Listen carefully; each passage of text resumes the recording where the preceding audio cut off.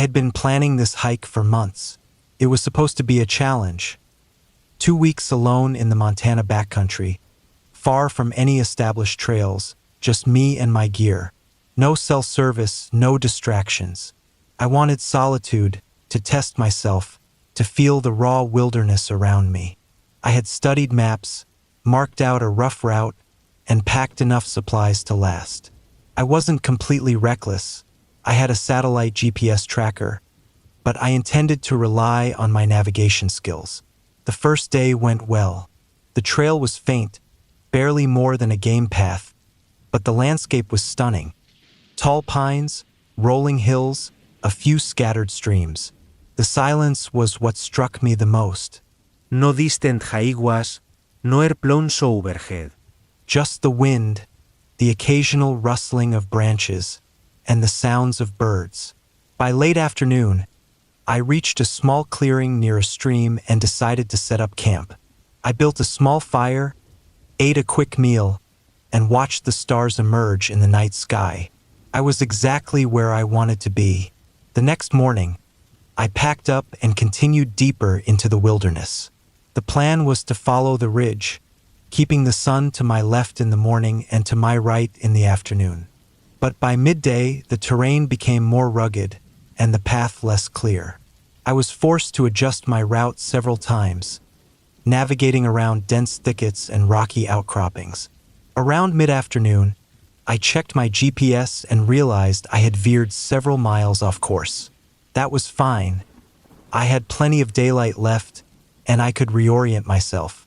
I climbed a small ridge to get a better view, and that's when I saw something odd. A structure. It was a cabin, nestled among the trees in a small valley. That didn't make sense. I had studied these maps thoroughly. There was no mention of any cabin, no old ranger station, no private property. But there it was. I decided to check it out. If someone lived there, maybe they could confirm my location.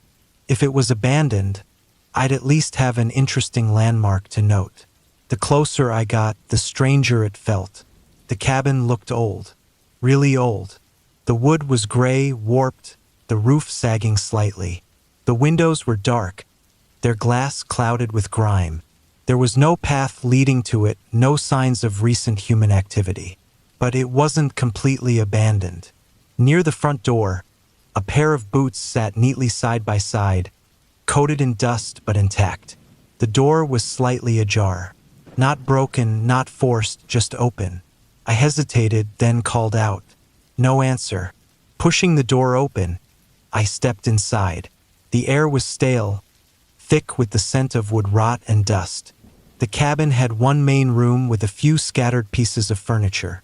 An old wooden table, a single chair, and a cot against the far wall. In the center of the room, the chair faced the door, as if someone had been sitting there, waiting for something. There was no electricity, no signs of modern appliances. The floor was littered with dirt and debris, but oddly, there were no animal droppings, no signs that anything had lived here for years. I walked over to the table. An old tin cup sat on its surface, rusted along the edges. A book lay nearby, its cover worn beyond recognition. I picked it up and flipped through the pages. Blank, every single one. Something about that sent a chill through me. I placed the book back on the table and turned toward the cot. The blanket on it was stretched tight, tucked in neatly, as if someone had just made the bed. But there was dust on top of it. Thick dust, undisturbed. I felt like I shouldn't be there. But the sun was getting low, and I had no idea how far off course I really was. The cabin was shelter, and it was already cold. I decided I'd stay the night. I set up my sleeping bag in the corner, as far from the cot as possible. I ate a quick meal, checked my GPS again. It wasn't picking up a signal. That was odd, but I figured I was in a deep valley. I'd try again in the morning. That night, the wind howled outside, rattling the cabin walls. I forced myself to sleep, uneasy but exhausted. I woke suddenly, heart pounding. Something was different. The chair. It had moved. It was now turned toward me. I sat up slowly, scanning the room. Nothing else seemed disturbed. My gear was where I left it. The door was still closed. I told myself I had imagined it. Maybe I had bumped it before bed. Maybe the wind had shifted it slightly. I tried to shake it off, but I couldn't. I packed up quickly, eager to leave. When I stepped outside, the forest was eerily silent. No birds, no rustling leaves, just stillness. And the boots, they were gone. A pit formed in my stomach. I looked around, searching for any sign of footprints. There were none. The ground was soft, damp from the night's cold, but there were no tracks. I didn't waste time. I needed to move. I climbed the ridge again, trying to get my bearings. But when I looked back down at the valley, the cabin was gone. I blinked, rubbed my eyes.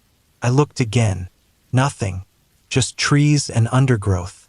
I scrambled down, running back to where I knew the cabin had been. It wasn't there. There were no disturbed leaves, no broken branches, just untouched forest, as if nothing had ever been there. My breathing became rapid. I pulled out my GPS, but it still wasn't working. I checked my map, trying to find any landmark to reorient myself, but nothing made sense. The landscape didn't match what I had studied. I had to move. I had to get out of there. I forced myself to stay calm. I had enough supplies to last. I just needed to keep moving west. Eventually, I would hit a known trail or a road. But as the hours passed, unease crept in. I wasn't seeing any familiar landmarks. Every ridge, every valley looked the same. And then, just before sunset, I saw something through the trees. A cabin. I stopped, my entire body going cold. It was the cabin. The same warped wood, the same grimy windows, the same open door. I had been walking away from it all day. I turned and ran. I didn't stop until my legs gave out. My heart was pounding, my breath ragged. The sun had dipped below the horizon, and I had no idea where I was. Then, finally, my GPS beeped. It had a signal. I checked my location. I was only a mile from the nearest marked trail. I don't know how I made it out. Maybe I hallucinated some of it. Maybe exhaustion played tricks on me. But I know what I saw. I never found that cabin on any map, and I never went back.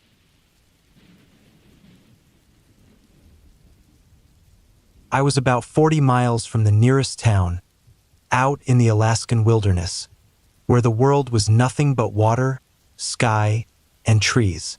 It was my third day on a solo fishing trip, something I had been looking forward to for months. Just me, my boat, and the quiet. The river stretched wide and slow beneath a gray sky, its surface rippling in the light breeze. Thick pine forests lined both banks, stretching endlessly into the distance. The only sounds were the water lapping against my boat and the occasional call of a distant bird. It was perfect. I had anchored my small boat near a rocky shoreline and set up a simple camp. A tent, a small fire pit, and a folding chair. It wasn't much, but it was all I needed. Out here, in the middle of nowhere, there were no distractions. No people. Just nature. I spent most of the day fishing. The salmon were biting, and I had caught enough to last me through the next few days. As the sun dipped lower, I cleaned the fish and set them aside, preparing to cook one over the fire. That was when the fog started rolling in. It came quickly, spilling over the water like a slow-moving wave, swallowing the distant trees one by one. Within minutes, I couldn't see more than 20 feet beyond my camp. This wasn't unusual. In Alaska, fog could creep in without warning, thick and heavy. I had seen it before, but something about this felt different. The air grew unnaturally still. The usual evening sounds, birds settling, the rustling of small animals in the underbrush, faded into silence. The world felt muted, like everything was holding its breath. Then I heard it, a low, droning hum, At first, I thought it was the wind, but there was no wind. The trees were perfectly still. The hum was deep, vibrating through the air, more felt than heard. It started faint, almost distant, like it was coming from somewhere far out in the fog. But it grew steadily louder, closer. I stood up, my heart beginning to pound. I turned toward the sound, but the fog was too thick. I could see nothing beyond the faint glow of my fire. The hum continued, rising and falling in an almost rhythmic pattern. It wasn't mechanical, but it didn't sound natural either. I grabbed my flashlight and shined it into the fog.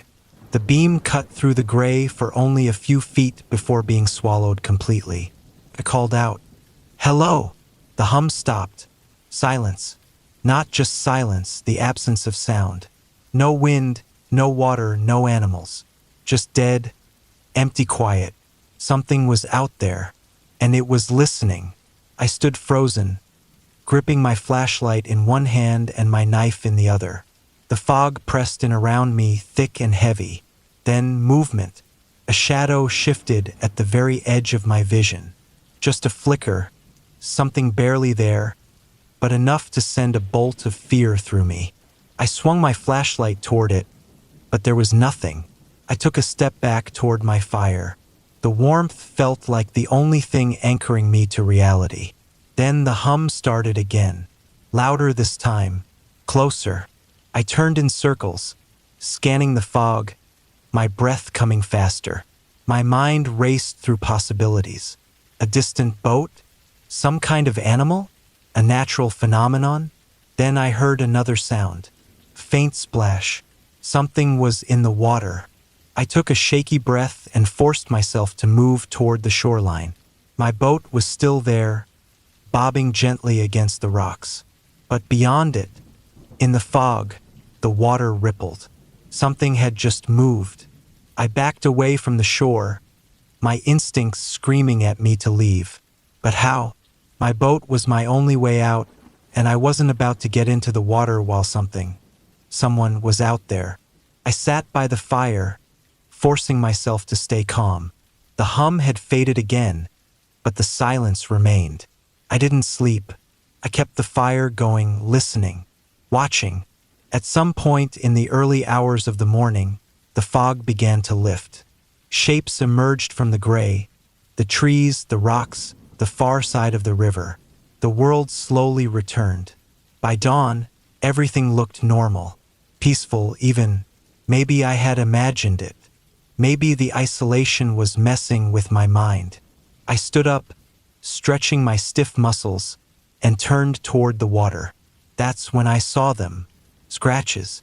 Deep, jagged marks running along the side of my boat. They hadn't been there before. Something had been out there, and it had been close. I packed up fast. I didn't care about breakfast, didn't care about fishing. I just wanted to get back to town. I pushed my boat into the water, heart hammering. The engine sputtered, then roared to life. I gripped the tiller, steering away from the shore. I kept glancing back, half expecting to see something watching me from the trees. The river was calm, the sun rising in a clear sky, but the uneasy feeling wouldn't leave me. An hour later, I reached a wider part of the river, where the water was deep and still. I relaxed slightly, telling myself I had let my imagination get the best of me. Then the engine sputtered. I frowned and tapped the fuel gauge. Plenty of gas. The engine coughed again, then died completely. I drifted, the boat slowing to a stop. The river was silent. Then the hum started again. I nearly dropped my flashlight. It was coming from beneath the water. Deep, vibrating, surrounding me. I grabbed the paddle and frantically tried to push the boat forward. But the water was thick, almost heavy, like something was pressing against the hull. Then, a shadow passed beneath me. I saw it, a massive, dark shape gliding just under the surface. Not a fish, not a log, something else, something alive. The hum grew louder, rattling my bones. I yanked the engine cord desperately. Nothing. The shadow moved again. Closer. I pulled the cord one more time, putting everything I had into it. The engine roared to life. I didn't hesitate. I slammed the throttle forward, sending the boat lurching ahead. The shadow beneath me moved, fast, keeping up. Then, just as suddenly as it started, the hum stopped. The shadow veered away, disappearing into the depths. I didn't slow down. I didn't stop. I kept going until the docks of the nearest town came into view. I stumbled onto solid ground, my legs shaking. A few locals gave me odd looks, but no one said anything. I never told anyone what happened, because I still don't know what I saw. But sometimes, late at night, I still hear the hum. And I know whatever it was, it's still out there.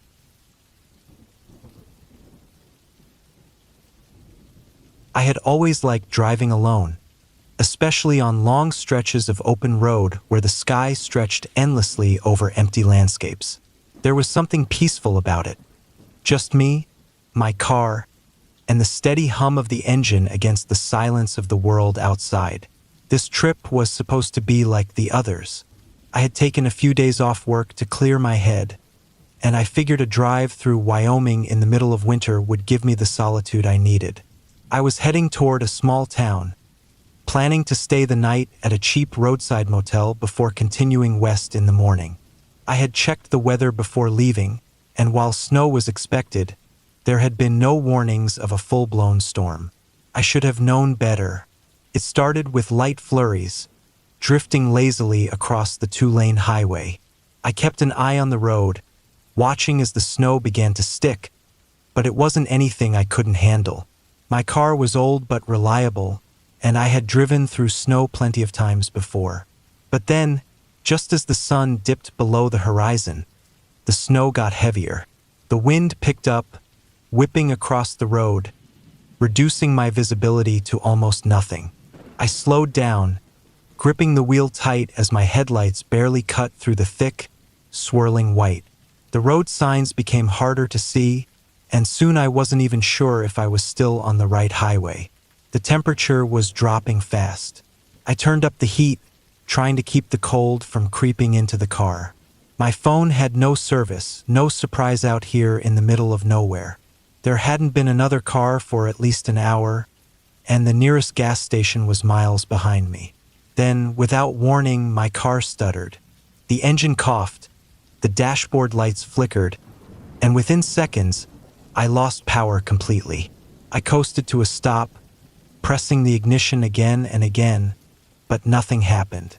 The battery was fine. The gas gauge showed half a tank. But for some reason, the engine refused to turn over. I was stranded. For a few minutes, I sat there, breathing heavily, trying to think. The blizzard outside was getting worse. Snow piled up against the windshield, the wipers barely keeping up. If I stayed in the car, I might freeze before morning. I needed to find shelter. Then, through the thick white haze, I saw it. A faint glow in the distance, just barely visible through the storm. A light, a house, a cabin? I didn't know, but it was my only chance. I grabbed my coat, wrapped my scarf tightly around my face, and stepped outside. The wind hit me like a freight train, slicing through my clothes and making it hard to breathe. I pushed forward, my boots sinking into the deepening snow with every step. The light flickered, sometimes disappearing completely as the wind howled through the darkness. It felt like hours before I reached the building. It was a cabin, small, old, and partially buried in the snow. The windows were dark except for one, a faint orange glow spilling from inside. I knocked on the door. No answer. I knocked again, harder this time. Still nothing. The storm was too brutal to keep standing outside. I reached for the doorknob, hesitating only for a second before turning it. Unlocked. I stepped inside, closing the door quickly behind me. The cabin was dimly lit, the only light coming from a dying fire in the stone fireplace. It was small, just a single room with a wooden table and a single chair in the center. A bed against the far wall. a small kitchen area with an old stove, and there on the table sat a bowl of soup, still steaming. I froze. Someone had been here, recently, but where were they? I turned, scanning the room. No coats hanging by the door, no boots on the floor, no sign of anyone at all. A sudden gust of wind rattled the windows, and I felt a deep unease settle in my chest. I had expected an empty, abandoned shelter, maybe some hunting cabin long forgotten. But this? Someone had just been here. I stepped toward the table, staring at the soup. The smell of hot broth filled the air, rich and inviting. Whoever made this had left in a hurry. But why? Then something caught my eye. The bed. The blankets were rumpled, like someone had just gotten up. And on the pillow, a single indentation. Someone had been lying there. I felt the hair on my arms stand up. The storm howled outside, but inside, the silence felt thick, suffocating. I took a step back. My mind raced through possibilities. Had the owner gone outside for some reason? Maybe they had seen my car and gone to help? But there were no fresh footprints in the snow. No sign that anyone had left the cabin recently.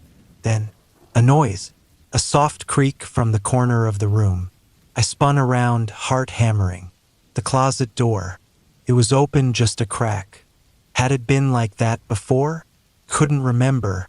I stared at it, every muscle in my body tense. The fire crackled softly, casting flickering shadows against the wooden walls. I took a slow step forward, then another. The floor creaked beneath my weight. My breath was loud in my ears. I reached out and yanked the door open. Nothing, just an empty closet, a few wooden shelves, an old coat hanging from a rusted nail. I let out a shaky breath, feeling ridiculous. I was scaring myself for no reason. It was just an old cabin. Maybe the owner had gone to get firewood and would be back soon. Still, I didn't want to stay. Something about the place felt wrong. I turned toward the door, ready to head back to my car. But then I stopped. The chair.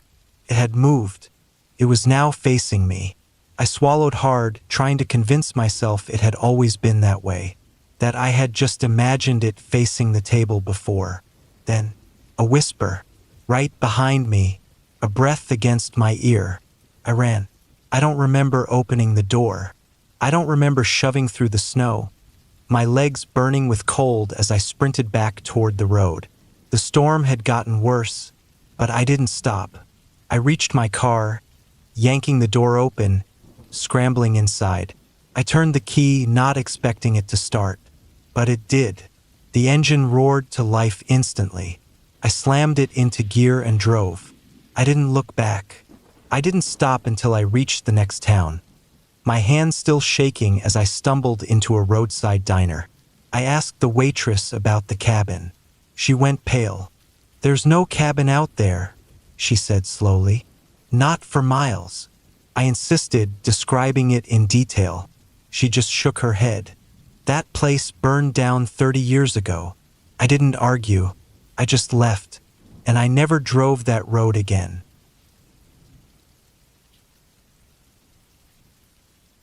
I've always been drawn to the deep woods. Maybe it's the quiet, the way the air feels heavier beneath thick canopies, or how everything slows down when you step away from civilization. I've spent years hiking, camping, and exploring places where most people wouldn't go. But there's one trip I still can't explain. It was the first and only time I truly felt like I wasn't alone out there. It happened in the Pacific Northwest, in a remote part of the wilderness where the trees grow so close together that the sunlight barely reaches the forest floor. This was miles from any official trail, deep into an area where only experienced hikers or hunters would dare to go. I had been planning this trip for weeks. 3 days alone in the woods, away from everything. I drove 6 hours from the nearest town and parked where the dirt road ended. From there, I hiked another 10 miles, my backpack heavy with supplies. The deeper I went, the quieter it got. The only sounds were my boots on the damp ground, the distant caw of crows, and the occasional rustling of unseen animals. By the time I reached my chosen campsite, the sun was dipping low.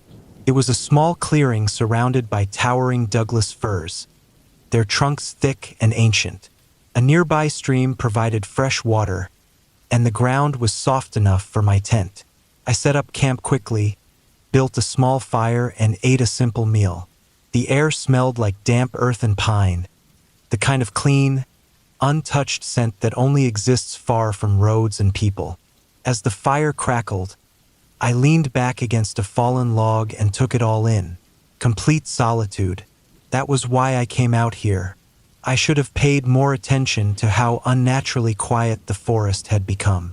I woke up around 2 a.m. to a sound that didn't belong. Whispering. Faint, distant, like the hushed voices of people trying not to be heard. First, I thought I was dreaming. I held my breath, straining to listen over the hammering of my heartbeat. The wind was still, the forest silent. Then I heard it again. Soft, unintelligible murmurs. Not one voice, but many. Too many. It sounded like they were coming from all directions.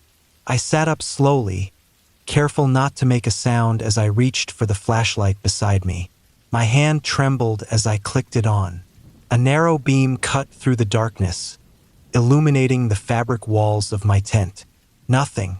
I unzipped the door just enough to peek outside. The fire had burned down to embers, casting a faint orange glow. Shadows stretched between the trees, twisting and shifting as the light flickered. But there was no one there. I stayed like that for what felt like hours, listening. The whispers never got louder, never moved closer. They just drifted through the air like wine through the leaves, except there was no wind. I told myself it was nothing. Maybe my mind was playing tricks on me, filling the silence with imaginary sounds. Maybe the forest was just settling. I forced myself to lie back down, gripping the handle of my knife beneath my sleeping bag. I didn't sleep. The next morning, the forest felt different. I couldn't explain it, but something was off. The air was heavier, thick with a strange stillness. No birds chirped, no insects hummed. Even the stream, which had bubbled so cheerfully the evening before, seemed quieter. I tried to shake the unease as I packed my gear. Maybe I was just tired. Maybe my imagination had run wild in the darkness. By noon, I convinced myself I had overreacted. I hiked to a nearby ridge, climbed a rocky outcrop, and spent the afternoon watching the valley below. The world looked normal from up here, just an endless sea of green, stretching into the horizon. By the time I returned to camp, the sun was setting again. I made dinner, added more wood to the fire, and forced myself to relax. But as night fell, the feeling returned, like I was being watched. I scanned the trees with my flashlight, but the shadows seemed endless. The whispering hadn't started yet, but I knew it would. I didn't know how I knew, but I knew. That night, the whispers returned. This time, they were closer. I lay in my tent, barely breathing, my body rigid with fear. The voices were still low, still impossible to understand, but they felt intentional now, deliberate, like they knew I was listening. I gripped my knife tighter, my pulse pounding in my ears. I wanted to scream, to make a noise just to break the unbearable tension, but I was too afraid of what might happen if I did. Then movement, soft, deliberate footsteps circling my tent. I stopped breathing. The steps were slow, careful, almost as if whoever was out there was trying not to scare me. Or maybe they wanted me to be scared. I clenched my teeth, every muscle in my body coiled like a spring. The footsteps stopped just outside the tent. For a moment, there was only silence. Then something pressed against the fabric. A shape, a hand. I couldn't move, couldn't scream, couldn't do anything but stare as the outline of fingers curled slightly, pressing against the thin material as if testing the barrier between us. I don't know how long I stayed like that. Maybe seconds, maybe hours. But at some point, I must have blacked out, because the next thing I knew, it was morning, and I was alone. I packed up within minutes. I didn't care about breakfast, didn't care about following my planned route. I just wanted out. As I hurried to dismantle my tent, my hands shaking, I noticed something strange. The ground around my campsite was covered in footprints, but not boot prints, bare human footprints, dozens of them. They circled my tent in chaotic patterns, overlapping and weaving between each other. Some were small, like those of a child. Others were larger, but they all had one thing in common. They started nowhere. There were no trails leading into the campsite, no signs of anyone approaching. It was as if they had just appeared. I didn't waste any more time. I hiked faster than I ever have in my life, barely stopping for water, barely thinking. I just needed to put as much distance between me and that place as possible. By the time I reached my car, the sun was setting again. I never looked back. I've thought about that night a lot since then. I've tried to explain it away, tried to convince myself it was just my mind playing tricks on me. But the footprints, those were real. I wasn't alone in that forest. And whoever or whatever was out there, they knew I was there too. I don't go into the deep woods alone anymore. Not after that.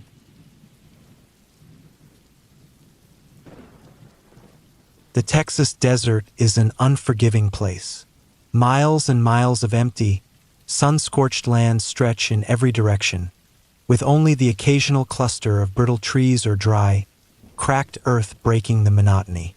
During the day, the heat shimmers off the pavement, creating mirages that dance just beyond reach.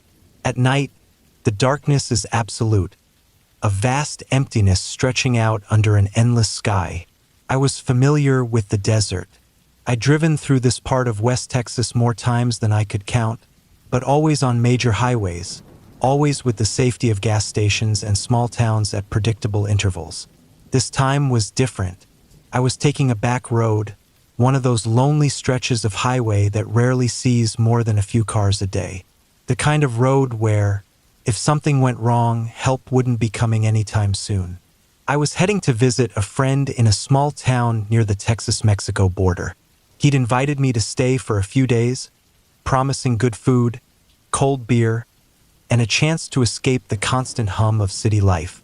I had planned my route carefully, but I hadn't accounted for the boredom that came with driving for hours through nothingness. Somewhere along the way, I got impatient. Instead of sticking to the main roads, I decided to take a shortcut.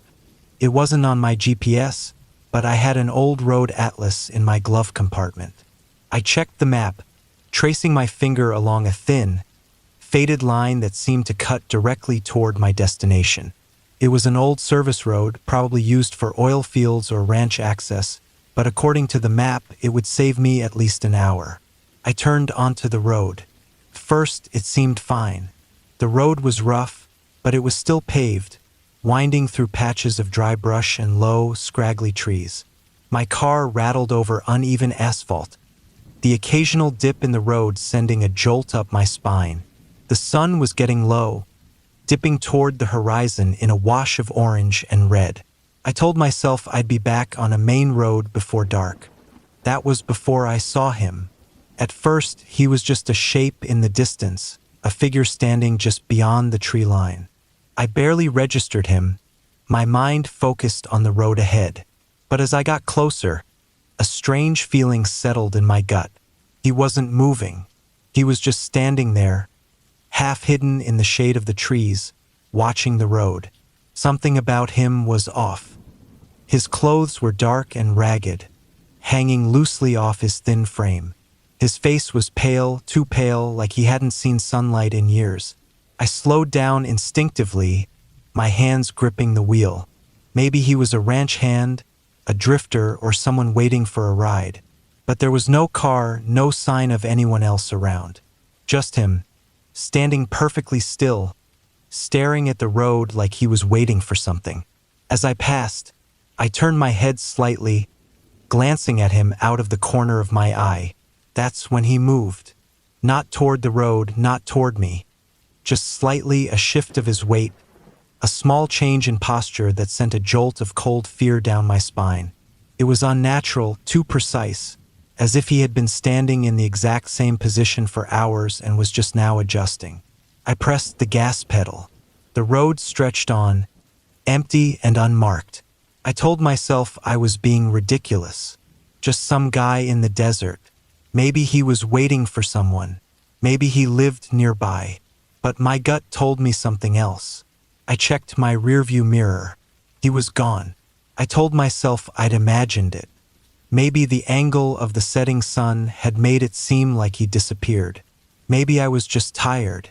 But the feeling didn't go away.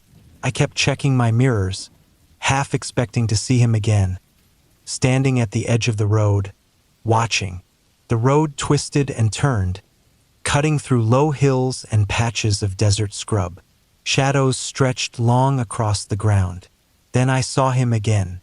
This time he was ahead of me, standing just beyond the tree line, half hidden by the dry brush. It was impossible. There was no way he could have gotten ahead of me. The road had no turnoffs, no paths leading away from it. But there he was, standing the exact same way, head slightly tilted, body motionless. I didn't slow down. I passed him without looking, my heart pounding in my chest. My fingers were tight on the steering wheel, knuckles white. I had the sudden, overwhelming urge to get the hell off this road. I checked my phone. No signal. The sun was almost gone now, the sky turning a deep, dark blue. I had no idea how much farther this road stretched before it connected to the highway. I just knew I had to keep moving. But then I saw something up ahead, a shape in the distance. At first, I thought it was a trick of the light, just another shadow stretching across the cracked pavement. But as I got closer, my stomach twisted into a knot. It was him, standing in the middle of the road. There was no way he could have gotten there. My foot hesitated over the brake. Every instinct in my body was screaming at me to turn around, to get out of there as fast as possible. But I was in the middle of nowhere. I didn't even know if my gas tank would make it back the way I came.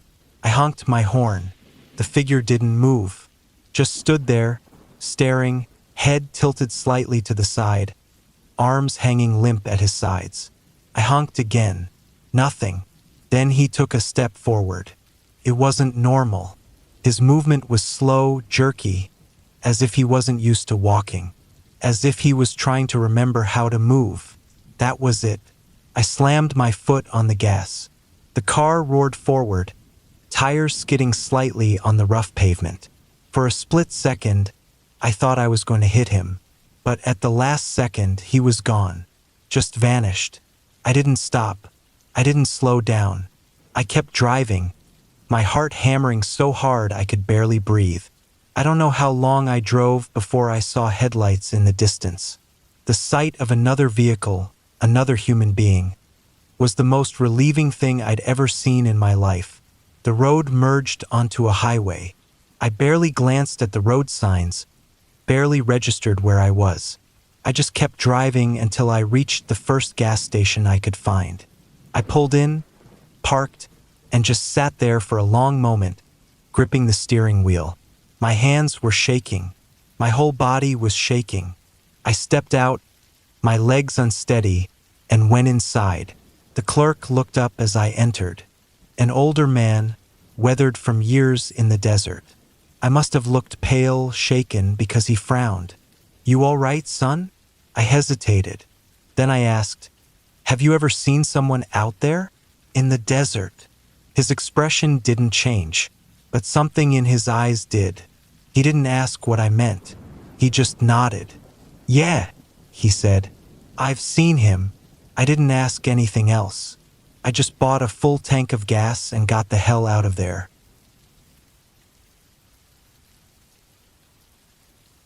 I never should have gone off the trail. It was mid-September when I took the trip to the Appalachians, a solo hiking trip meant to clear my head. I had been dealing with stress at work, and the idea of being alone in the woods for a few days sounded perfect.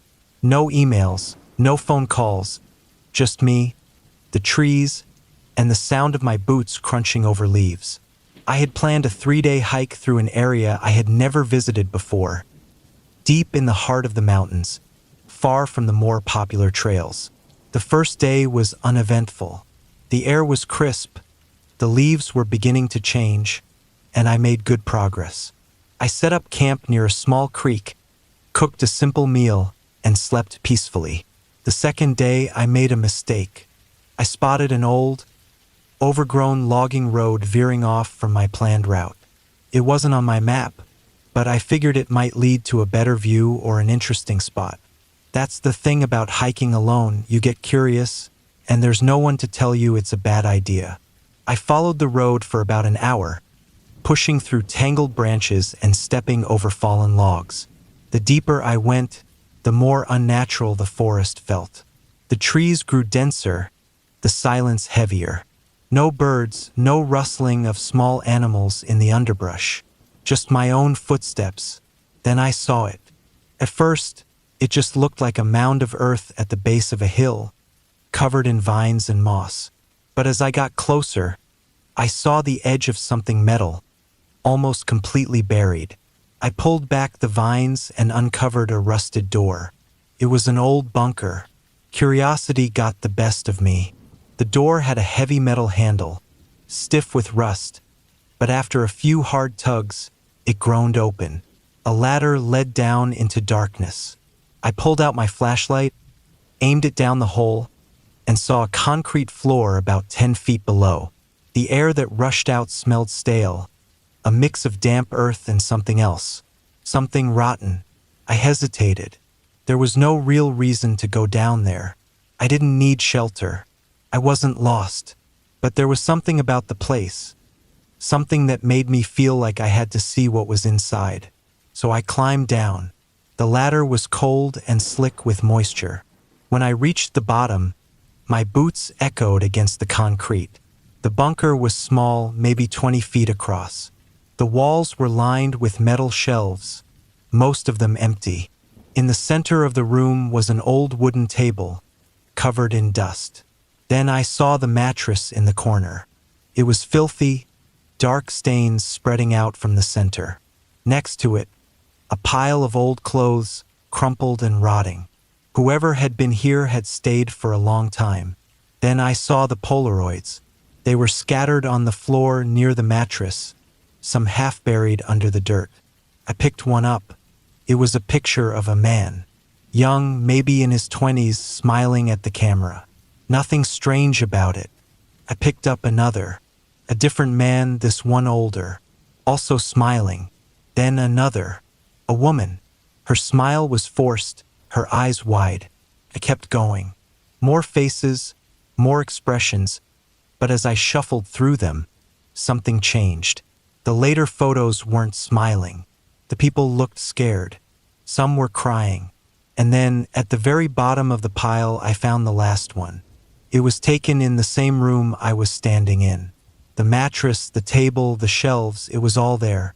And in the center of the photo was a man, sitting on the mattress, staring directly at the camera. His face was covered in shadow, but his eyes were open. And the worst part? The photo was new, not old and yellowed like the others. The edges were crisp, the colors fresh. I dropped it and turned for the ladder. I needed to get the hell out of there. That's when I heard the sound. A shuffle, soft, almost like a breath, coming from the darkness beyond my flashlight's beam. I froze. The air was thick, heavy. The silence stretched on, and for a moment, I told myself it was just my imagination, just the old bunker settling. Then I heard it again, a slow, deliberate footstep. Someone else was down there with me. I swung my flashlight around wildly, the beam bouncing off the damp walls. Nothing. The room was empty, but I knew what I had heard. I turned back to the ladder, gripping the rungs, and started to climb. My hands were shaking, my breath coming fast. Then, just as I pulled myself up to the entrance, I heard something behind me. A whisper. Not words. Just a sound. Close. Too close. I didn't look back. I scrambled out of that hole and slammed the door shut behind me, backing away until I was clear of the mound. The forest was silent. No wind, no animals. Just the sound of my own pounding heartbeat. Then, from beneath the earth, I heard it. A single knock. Slow. Deliberate. Coming from the other side of the metal door. I ran. Branches whipped against my arms and face, but I didn't stop. I followed the overgrown road back toward my original trail, checking over my shoulder every few seconds. I don't know what I expected to see. Maybe a shadow moving through the trees. Maybe a figure standing in the distance. But there was nothing. When I finally reached my camp, I packed up as fast as I could. I didn't eat. I didn't rest. I just started walking back toward the trailhead, determined to get the hell out of those woods before nightfall. The whole way back, I felt like I was being watched. Every rustle of leaves, every creaking tree, sent my nerves on edge. But I never saw anyone, never heard another sound. By the time I reached my car, my legs were aching, my lungs burning. I threw my pack in the back seat and locked the doors, even though I knew it wouldn't make a difference if something had followed me. Only when I was miles away, back on the main road, did I start to breathe normally again. I didn't tell anyone what happened. What would I even say? I found an old bunker, and I think someone or something was inside. No one would believe me, but I couldn't stop thinking about it. A week later, I tried searching online for any record of an old military bunker in that area. Nothing. No mentions of it in any hiking forums. No history of it in any old maps. It was like it didn't exist. I don't know who lived down there. I don't know how long it had been abandoned, or if it was really abandoned at all. All I know is that I will never go off trail again, and I'll never forget that single, deliberate knock.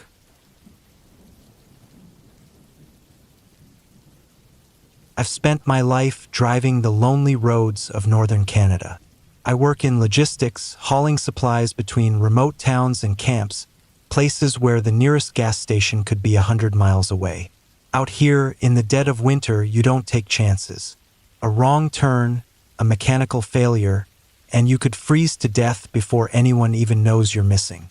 I was used to these roads, the miles of empty wilderness stretching in every direction, the endless white landscape broken only by the occasional sign or abandoned building. I'd seen my share of wrecks and breakdowns, but what I found that night was something I still can't explain. It was early January, and I was making a run between two small towns, one of those routes where you might not see another car for hours. The snow had been falling lightly all day, nothing heavy, but enough to make the road slick. My truck was loaded with food and medical supplies for a mining outpost, so I had to keep moving. Night fell fast. Out here, there were no city lights, no passing cars. Just me, my headlights, and the dark. That's when I saw it. A truck, parked on the side of the road, its taillights barely visible through the falling snow. At first, I thought it was just another stranded vehicle, someone waiting for help. But as I got closer, something felt off. The truck was an older model, maybe from the 1980s. It had no visible damage, no flat tires. The doors were open. I slowed down. Something about the scene made me uneasy. Out here, people didn't just leave their doors open, not in this kind of cold. If they had broken down and gone for help, they would have shut the truck up tight, kept the heat in as long as possible. I pulled over about 20 feet behind it and left my engine running. The temperature outside was easily minus 30 degrees, the kind of cold that could kill in minutes if you weren't prepared. I grabbed my heavy coat, gloves, and flashlight, stepping out into the biting wind. The snow crunched under my boots as I walked toward the truck, my breath coming out in thick clouds. "Hello!" I called out, my voice muffled by the snow and wind. No answer. I stepped closer, shining my flashlight inside. There were 3 people in the truck. Two in the front, a man and a woman, and one in the back seat. All of them frozen solid. Their faces were pale, lips blue, eyes closed as if they had simply fallen asleep. The man in the driver's seat still had his hands on the wheel, his knuckles white with frost. The woman next to him was slumped against the door, her coat pulled tightly around her. The person in the back, a younger man, maybe in his 20s, was leaning forward slightly, his breath frozen into a faint frost on the window beside him. None of them looked panicked. No signs of struggle, no evidence that they had tried to get out. I checked the dashboard. The keys were still in the ignition. I reached out and turned them. The engine started immediately. My stomach dropped. There was nothing wrong with the truck. The battery wasn't dead. The fuel gauge read full. The heater should have been running. So why had they frozen to death? I backed away, my heart pounding. My first thought was carbon monoxide poisoning. Maybe the exhaust had been blocked, the fumes filling the cabin and putting them to sleep before they realized what was happening. But if that were the case, why were the doors open? I circled the truck, looking for footprints in the snow. Nothing. No sign that anyone had left, no indication that they had tried to walk for help. I shined my light into the surrounding trees, half expecting to see someone watching from the darkness. Nothing. I went back to my truck, grabbing my radio. I called it in, giving my location and describing what I'd found. The dispatcher sounded confused but said they'd send a local patrol to check it out. "Stay put if you can," they told me. "We'll have someone there in about 45 minutes. I didn't like the idea of waiting, but I wasn't about to leave 3 frozen bodies on the side of the road without answers. I locked my truck and sat in the cab, watching the other vehicle through my windshield. My headlights cast long shadows across the snow, making the open doors look even more unnatural. 45 minutes felt like a lifetime. Finally, a pair of headlights appeared down the road. A police SUV pulled up beside the truck, its emergency lights flashing. 2 officers stepped out, bundled in heavy coats, their breath steaming in the cold. I got out to meet them. One of them, a man in his 40s with a thick beard, shined his flashlight into the truck. His face darkened. "Jesus," he muttered. His partner, a younger officer, checked for a pulse on one of the bodies, even though we all knew it was pointless. I told them everything. The open doors, the untouched snow, the fact that the engine still worked. They exchanged a look I couldn't read. The older officer nodded toward his partner. "Go radio this in." The younger one hesitated. "Should we move them?" The older officer shook his head. "Not yet. We wait for the coroner." I stepped back as they continued their examination, feeling the cold creep into my bones. Something about the whole situation felt wrong. After a while, the older officer turned to me. "You said the truck started fine?" "Yeah," I said. "No issues at all." He exhaled through his nose, shaking his head. "That doesn't make sense." The younger officer came back. "Dispatch is sending a coroner, but they want to know if we should call in a hazmat team. Carbon monoxide or something." The older cop glanced at the bodies. "Maybe, but there's no sign of poisoning, no discoloration." He turned back to me. "You didn't see anyone else?" No. "No footprints, nothing." He nodded slowly, thinking. Then he said something that made my blood run cold. "This truck? It was reported stolen 2 weeks ago." I stared at him. "What?" "It was stolen from a gas station 100 miles south of here. 3 people were in it when it was taken." I looked at the bodies again, suddenly feeling like I was seeing them for the first time. The truck had been missing for 2 weeks. But these people, they hadn't been dead for more than a day. The officers stayed until the coroner arrived. They took my statement and let me go, but I couldn't shake the unease in my gut. To this day, I don't know what happened to them. No one does. The final report said they died of hypothermia under unknown circumstances. I still think about that truck sometimes, about the way they were just sitting there, like they had been waiting for something, or maybe waiting for someone.